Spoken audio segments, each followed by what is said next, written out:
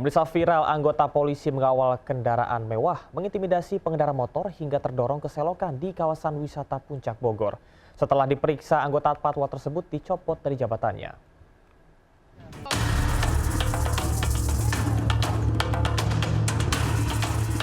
Merasa dihalangi saat mengawal mobil mewah, seorang anggota Patwal Polres Bogor mengintimidasi pengendara motor di pinggir jalan kawasan wisata Puncak Bogor. Pemotor tersebut bahkan terdorong hingga ke selokan. Seorang penumpang turun dari mobil mewah tersebut menuai perhatian warga.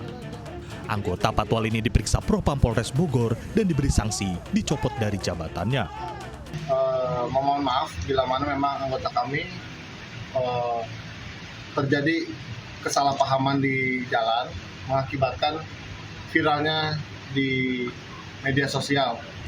Sesuai peraturan pemerintah nomor 43 tahun 1993 pasal 65 ayat 1, pemakai jalan wajib mendahulukan dengan urutan prioritas diantaranya kendaraan pemadam kebakaran, ambulan membawa orang sakit, kendaraan memberi pertolongan korban kecelakaan, kendaraan kepala negara atau pemerintah asing menjadi tamu negara, serta iring-iringan pengantar jenazah. Dari Bogor, Jawa Barat, Wildan Hidayat melaporkan. Pemirsa, selamat siang, saya Camar Haenda. Inilah seputar Ainus siang. 5 orang terluka dan bangunan porak-poranda akibat ledakan tabung gas 3 kg di Cipayung, Depok, Jawa Barat. Ledakan terjadi saat penghuni rumah hendak memasak menu berbuka puasa. Astagfirullahaladzim, ya Allah, ya Allah.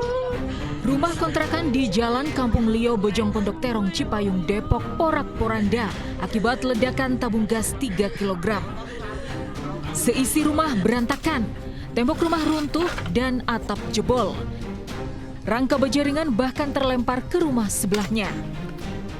Peristiwa terjadi saat penghuni rumah membeli gas 3 kg di warung langganan untuk masak menu buka puasa. Saat pemilik warung memasang gas, tiba-tiba terjadi ledakan.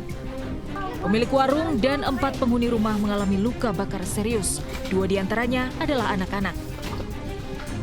Sekitar 3 menit 4 menit itu langsung suara dar kayak petir menggelegar ke kepala gitu.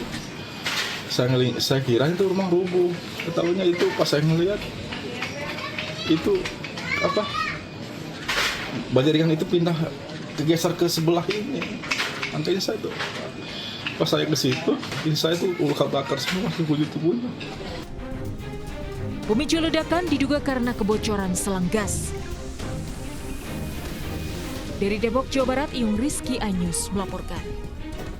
Merasa terganggu dibangunkan sahur memakai alat musik, pria di Kabupaten Bogor, Jawa Barat menembakkan airsoft gun. Seorang remaja luka parah dipukul pelaku menggunakan airsoft gun.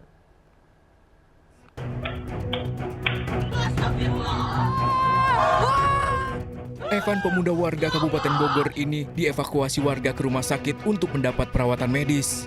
Korban terluka di bagian kepala dan tangan usai dianiaya tetangganya Heri di Desa Tarikolot, Citerep, Kabupaten Bogor. Pelaku nyaris diamuk warga hingga diamankan polisi ke Mapolsek Citerep. Sebelumnya, korban bersama kelompok pemuda lain berkeliling kampung membangunkan warga untuk sahur dengan alat musik. Namun merasa terganggu, pelaku membubarkan kelompok pemuda sambil meletuskan tembakan airsoft gun. Jalan biasa, si Heri keluar dari rumah sampai dor gitu. Berarti meletuskan? Ya, nggak tahu berapa kali dia mengeluarkan letusan. Intinya itu membawa senjata. Nah, anak-anak mereka kabur.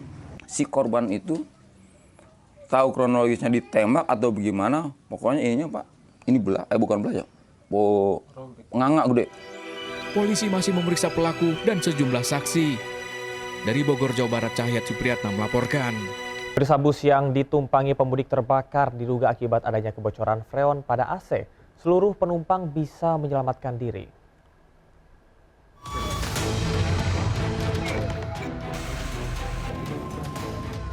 Kobaran api membakar cepat sebuah bus di Jalan Poros Pangkep, Makassar, Labakang, Pangkep. Bus mengangkut pemudik terbakar hebat melalap seluruh bagian kendaraan. 2 pemadam kebakaran dikerahkan lokasi berhasil memadamkan setengah jam kemudian. Diduga ada kebocoran freon pada pendingin hingga menimbulkan percikan api. Seluruh penumpang, sopir, dan kernet selamat. Sementara kerugian diperkirakan 1 miliar rupiah.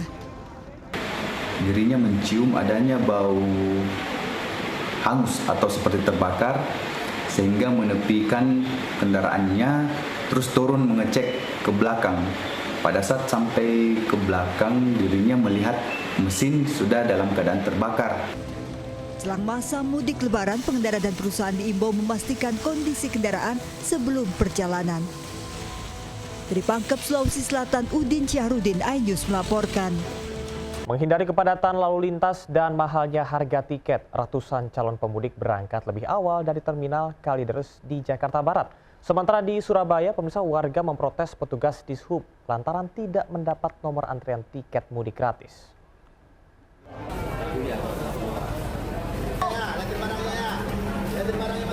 Ratusan calon pemudik ke sejumlah kota di Pulau Jawa dan Sumatera berangkat mudik lebih awal dari terminal Kalideres, Jakarta Barat. Mereka mudik lebih awal untuk menghindari kepadatan lalu lintas dan kenaikan harga tiket bus. Karena biar nggak terlalu rame di kapalnya juga, di jalannya juga, di bisnya juga. Gitu. Udah ke daerah mana, Bu? Ke daerah Muara II. Palembang, tapi Muara II.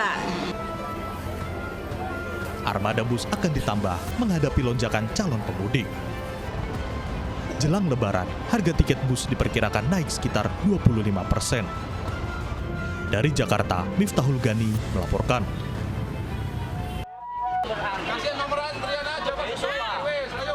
Sejumlah warga yang antre ricu dan protes kepada petugas Dishub Jawa Timur.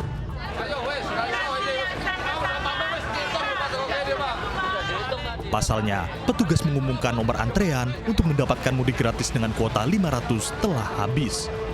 Warga tidak terima karena mereka telah mengantre sejak dini hari dan menuding adanya dugaan penyerobotan, menilai petugas salah hitung. Tingginya animo warga membuat kuota ludes, sementara warga meminta sisa kuota untuk esok harinya dibuka saat itu juga. Habis, besok lagi. Lah daripada besok lagi kita yang udah terlanjur antri ini mau bikin absen aja daftar toh itu loh. Maksudnya besok biar ndak ini. Di pihak operator itu nggak ditulisi. Pas waktu pengumuman itu mesti ditulisi. Per hari itu batasi 500. Jadi orang berbondong-bondong hari ini gitu loh. Maksudnya hari ini sudah selesai. Itu ya hari ini kalau sudah antri gini ya jangan di-stop lah. Dishub Jawa Timur sediakan 4.000 kuota, di mana 60% kuota dibuka offline dan sisanya secara online telah habis terisi. Mudik gratis ini akan diberangkatkan pada 29 Maret. Dari Surabaya, Jawa Timur, Hari Tambayong, iNews melaporkan.